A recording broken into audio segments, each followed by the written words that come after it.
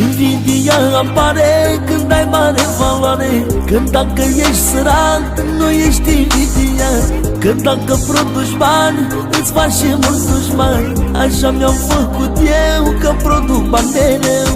Invidia apare când ai mare valoare, când dacă ești sărac, nu ești invidia, când dacă produci bani, îți faci și mulți dușmani. Așa mi-am făcut eu, că produc bani mereu.